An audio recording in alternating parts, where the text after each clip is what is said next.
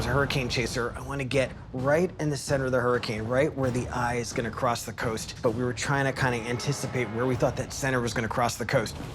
Hola, it's under Josh Morganman, checking in.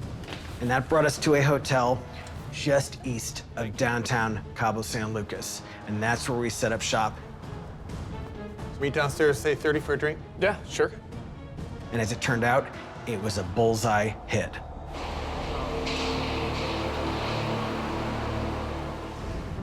It was the prime area and the prime ingredients and the prime time for this hurricane. September is the most active season for hurricanes to form. So with very high sea surface temperatures, well above 26.5 degrees centigrade, Hurricane Odile managed to go from a tropical storm all the way to a Category 4 hurricane in a very short amount of time. Category 4 winds are powerful enough to uproot trees, tear roofs off houses, and blow windows out of buildings. Very late in the afternoon, it started to get really stormy. We just kind of drove around, just took some shots of the wind blowing. As it started to get dark, the weather started to get worse. It started to feel kind of dangerous. By 7 p.m., winds are blowing at more than 50 miles an hour, threatening to snap palm trees in half. This was a pretty strong hurricane coming, and we decided it was probably best to retreat back to the hotel. As it turned out, we were retreating right to the bullseye. Hey, grab that ring.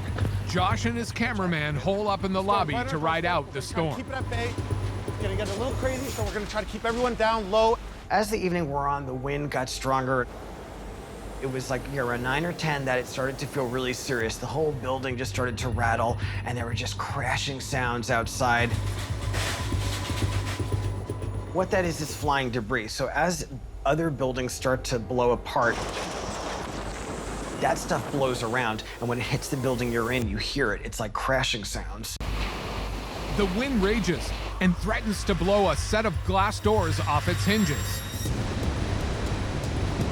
The front doors of the lobby just blew open, and the hotel manager put a sofa in front of it. And that just wasn't heavy enough. And throughout the course of the next hour, we kept piling furniture against those doors. Another sofa, a couple of chairs.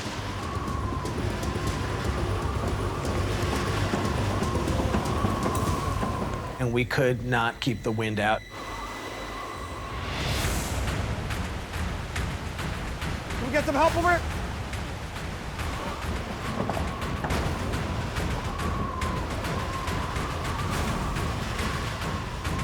Once that wind gets in the building, it can actually start doing internal destruction. So it's very important to keep it out. And that's why we were working so hard to try somehow to keep those doors closed.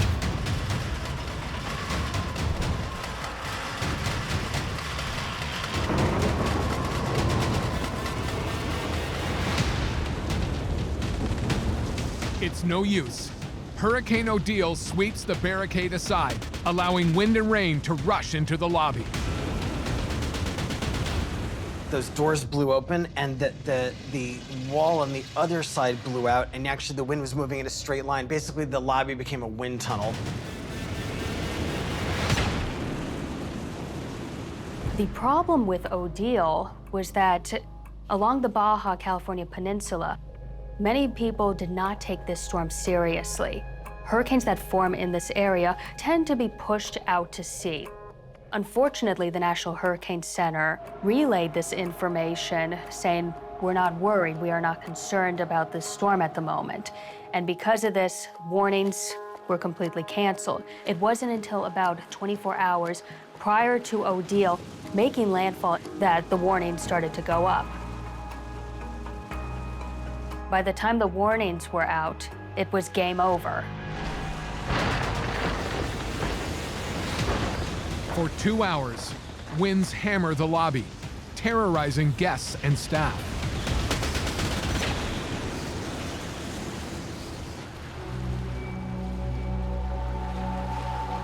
An unexpected calm settles over the hotel. It just got really quiet all of a sudden. That was the eye of the hurricane. The exact center of a hurricane is called the eye. It's a circular area and it's calm. Now, the worst part of the hurricane, the most violent winds, are in a ring around that eye. That's called the eye wall. So when you get into the eye, you're halfway through the hurricane, only halfway. You have the other half coming. So during the eye, it calmed down, and I walked outside in the parking lot, and I was just shocked by the destruction. This building really took a beating. This was a scary storm. The outside of the hotel just looked like piranhas had attacked it. The parking lot was just covered in debris. Cars were smashed just from falling branches. It was a mess. Despite the destruction, Josh knows the worst is yet to come. You never know how long that calm is gonna last, and that creates this weird uncertainty. The eye's passing and we're going back into the hurricane. When those winds come back on the backside of the hurricane, they come back fast, and you have very little time to take cover.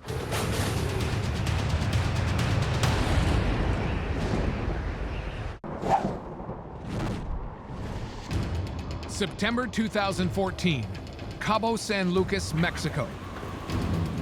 Hurricane chaser Josh Morgerman is trapped inside a hotel as a deadly storm literally tears the building apart.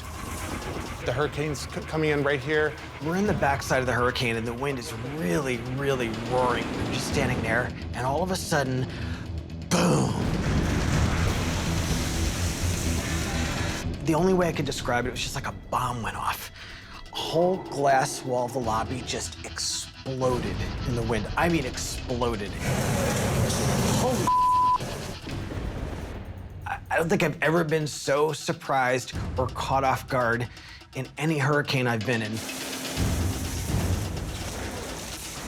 I've been in so many hurricanes, but I've never just seen such incredible just destruction happen in an instant like that. Suddenly, glass, debris flying everywhere. My legs were covered in blood. Got my leg.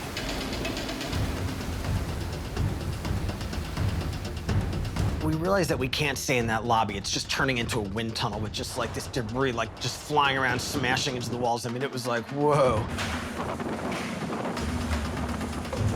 So we ran into the office, which was next to us. We shut the doors.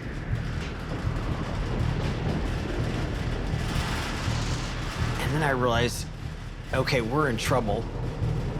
The office is all glass windows facing the wind, and they're just heaving.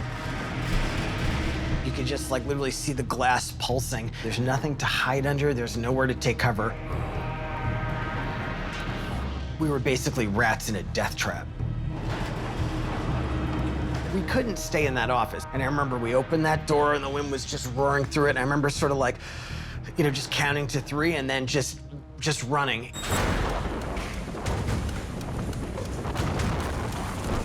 The hotel manager and I dove under a desk, the reception desk. I mean, it was just literally, it was like pure instinct at this point. Like I wasn't even thinking. I was pretty freaked out. And I've been in a lot of hurricanes, and when I'm scared, it's serious.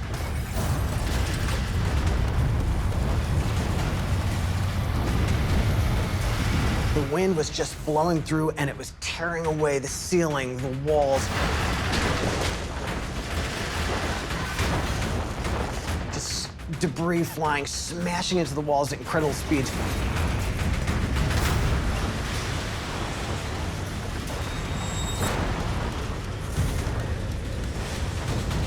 The force of the wind was so great that you could just, you know, you could feel the walls shaking. At that point, I started not to trust the building. I started to, like, wonder if this whole thing wasn't gonna come crashing down on us. We needed to somehow get out of there and get into an interior hallway. Unfortunately, to do that, we'd have to run across the lobby, which had become a wind tunnel.